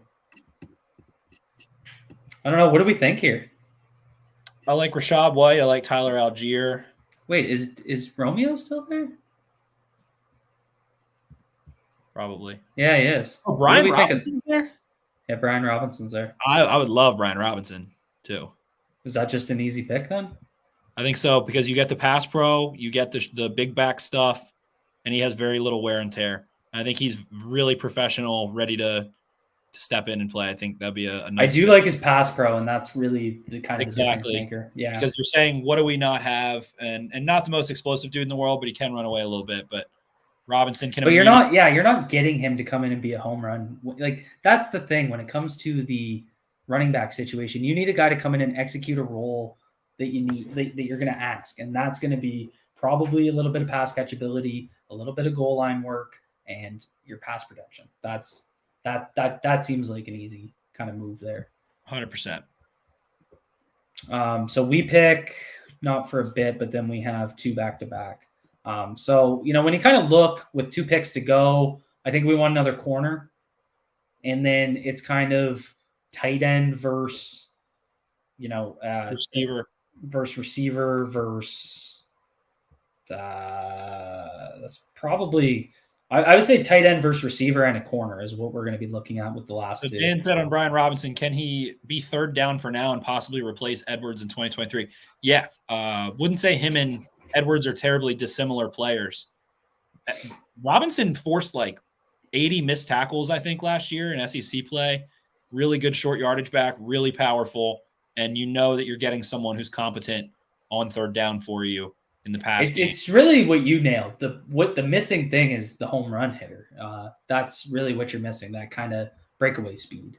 But and Gus kind of has it a little bit, but not real like lethal speed. It didn't really come until the vision caught up with it, right? Because people forget with Gus. I was a Gus hater, quote unquote Gus hater, not because it was just he only performed early in his career on the veer concept. Like that was his. When you compared the numbers, and a lot of it was Lamar taking guys out of the box, taking guys with him. Constant, and then 2020, his vision, the light clicked, and I don't think people realize that his ability to play off duos, his ability to play off back of his time. Yeah. So, I think that's really what changed, and I mean there were so many times last year on a Latavius Murray duo concept where I'm like, wow, that's where Gus breaks it, and this is why running backs do matter because. He's cutting there instead of running into, Zeitler's ass, and he's off, and that was kind of the difference. The thing I like about Robinson in this context is you got 2 guys coming off ACLs, and one of them, already signed to a second contract. You're not tied to for a long time. I think he's, if you needed him in a workhorse role, he's ready for it quickly, and I think can be productive for you quickly. We're almost up. When we look at I'm kind of curious. It's receiver versus tight end is kind of a interesting conversation here.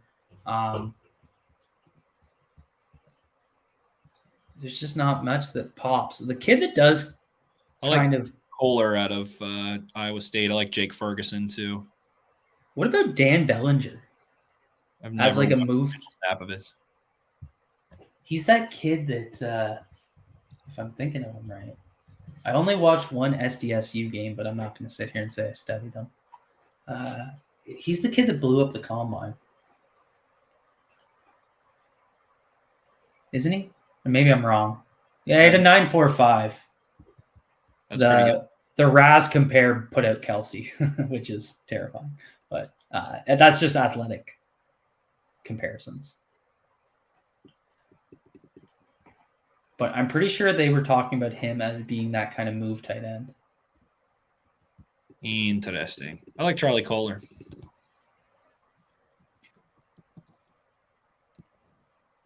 Goober tight end. Good blocker. Yeah. Yeah, good jump ball, red zone, whatever. Cliche, blah, blah, blah. But let's check corner too, because I do think you need a double dip at corner. I don't think you want to come out of the 4th round here without another corner added. Specifically a developmental. Alabama corner, Jalen Armour-Davis. Mario Goodrich is there. Where is Armour-Davis? Did he go? Wow, Damari Mathis is that far down? I'm fine with Damari Mathis. I'd say it's between Mathis, Armour-Davis, and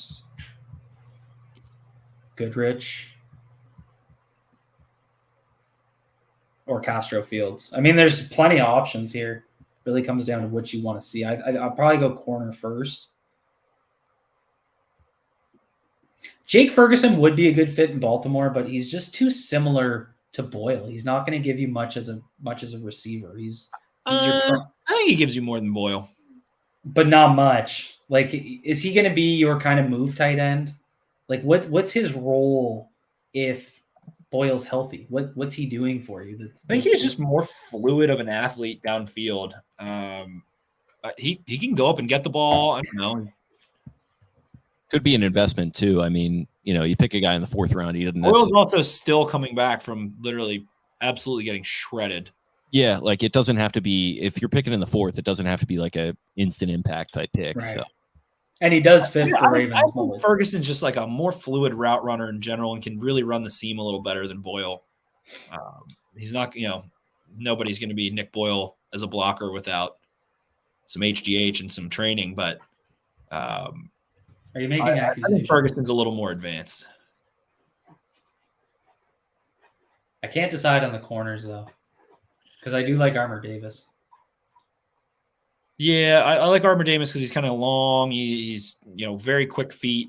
I think he can close out well, and stepping into like a really, not very similar, but reminds you of like Averett. He's not gonna, unless there's crazy injury, he's not gonna. Oh, for sure. Yeah, he's gonna be able to learn a lot for a long time behind some good corners. You're looking for developmental traits.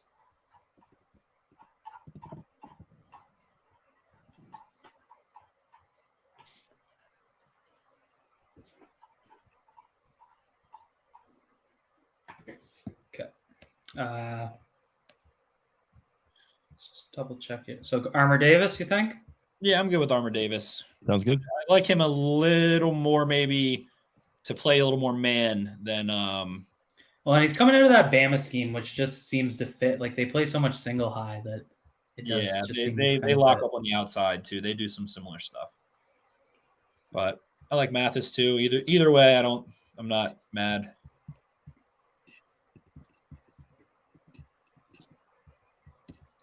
Okay, why is this freezing? So Dubes is there. I think it's between Dubes and Collar. I don't know. I'll go Dows here. Dubes, Dows.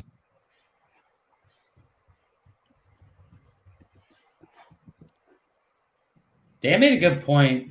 Brugler has Collar as a 6th ranked tight end. Yeah, Collar can move, man.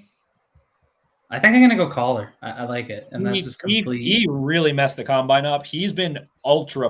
Iowa State had Brock Purdy throwing the ball for a long time. Collar's been ultra productive, and I think his production will translate to the NFL in usage decently well. So there's your draft class, folks. It's Derek Stingley, Josh Pascal, Rasheed Walker, Channing Tindall, Zach Tom, Alex Wright, Brian Robinson Jr., Jalen Armour-Davis, Charlie Kohler. Hit your grades. I mean, I don't feel bad by any means, to be honest. I actually feel pretty good about it. I think they're going to have to go out and, they're going to look probably for a veteran wide receiver at this point. But it's the wide receiver thing for me is I just don't see a lot of value in another fourth round pick. It just doesn't make a ton of sense to me. They already have 3 guys that they're hoping to kind of develop. And so and I'm all for, I mean, you guys, I'm good with Pickens if they are able to get him in the second round. Because I think it brings you a different skill set, but another fourth round. And I do like Justin Ross because again, the logic in that pick is you're going to bank on trying to get him healthy and because of how crazy that potential is. But getting another kind of developmental wide receiver, I just don't see the value. And you got to bring it relative to where we were, who was on the board, who we were looking at, and all that good stuff. So this was a good exercise for the context involved. Like when we picked Stingley, where were we? Who had gone? What did we examine in terms of trade-ups? That scenario. And for me, Davis and Stingley are really the 2 players on that board at that time.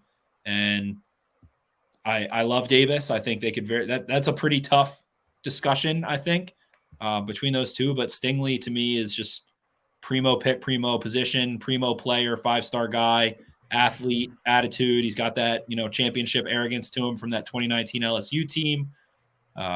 Really, really like it. In terms of when we look at this, how many guys do you think you see becoming a potential starter? I got to go Stingley, Pascal. You can see Walker being a starter. I could see Alex Wright being a guy, and I could see Brian Robinson as well as Charlie Kohler all being guys that end up starting. Zach Tom, I think, is going to find his way into snaps in an NFL locker room as well. Armour Davis, could see him falling by the wayside. Tyndall could definitely see him falling by the wayside. But other than that, I like this draft. I think those are the only 2 guys I don't see contributing to some degree within the first 2 years in this exercise. What really intrigues me is the pro-ready ability of some of these guys. Like I see Stingley, Pascal. I mean, Walker and Tom are going to contribute if you need them to, but probably you're hoping they don't have to because that means Stanley's healthy. But what you did is you insured with those, and that's what they need to do on the offensive line. So like I said, the reason I think I like this draft is because one of the biggest needs is the offensive line, specifically depth, and they drafted a center candidate and a left tackle candidate, but the center candidate can also play left tackle. So again, they just stacked contingency plans. And that's what intrigues me on the O-line front. But with their first 2 picks, I can see Stingley and Pascal making immediate impacts because I think they have pro-ready skill sets. And that's what kind of excites me about them. Would you rather have 5 Zach Toms on your offensive line or 5 Patrick McCarrys if you had to roll out an offensive line? I mean, that's a trick question because they're the same person. There you go. But I mean, Zach Tom just he checks more boxes for you. He's more athletic. He's got the length. He's not going to have to work leverage points from the inside so often. It's just like Zach Tom is going to start in the NFL probably for a while because of just the athletic ability matched with the battling. Like it's all just things that teams look for in an offensive line. Very little wasted motion. It feels like he's confident. He's efficient. So efficient. Like it's we scary. Got Rocky Hunter here as a good comment. I think I would have liked to get more instant contributors out of round 3 here. 2 guys you're hoping don't play, and the other guy is boom bust maybe. And I agree with that comment 100%. But I'm happy that we took Stingley and Pascal before we had to draft guys that you're hoping don't play. So I think 3rd into 4th round is where I'm happy to take guys that I hope don't play as depth after we filled a couple immediate situations. So I hear that absolutely, and I see that point too. But I'm glad we didn't do that in the 1st and 2nd round. More so, we took guys that we were like, we like this player, we like the value, we think he's going to play, we like the short term, we like the long term. This does give you a preview, and obviously this isn't the same, but it does give you a preview into how reactionary you have to be for a front office during the actual draft. Right. Because you're working phones on one hand, and like I can't even figure out how to work the goddamn trade simulator. So I mean, they know how to do that. But you guys get what I mean. Like you're making quick decisions. You're trying to set up your plans as the picks approach you. It is a nice little exercise to kind of get that kind of feel. Like, what's it actually like to react? And it's no different than the way everyone in here has done fantasy drafts. And it's the same idea. You got to make quick decisions as it approaches. So, Jake, what do you think, bud? Yeah, I'd go nice solid B plus. Stingley is an A plus pick for me, so that kind of tops it off, and you're getting a starter right there. Starter with Pascal, it's very good, and then it's just kind of felt like a stock Ravens draft from there. Just grabbing contributors along the offensive line, grabbing a running back, grabbing a tight end. It just felt a little Aussie-ish, which I think is maybe triggering for some people, but I kind of enjoyed it in this context. I'd still want to, like you said, sniff around for a veteran wide receiver or some sort of other offensive contributor, but the value just wasn't there in this case. So, yeah, I think it all worked out pretty well. I think you're still sitting on, the possibility of finding that next disgruntled player somewhere. The Ravens, haven't exhausted all of their cap space yet. They are going to have to open some things up as we get closer to the season, but you still have the possibility of adding another offensive player. If you get to the season, your offense is freaking cooking and you feel good, you're winning games, then you can go look to add, it feels like, that finishing touch player, if not during the season, then next year. And apparently they're grading the mocks on their Facebook page, so I might have to get in the comments.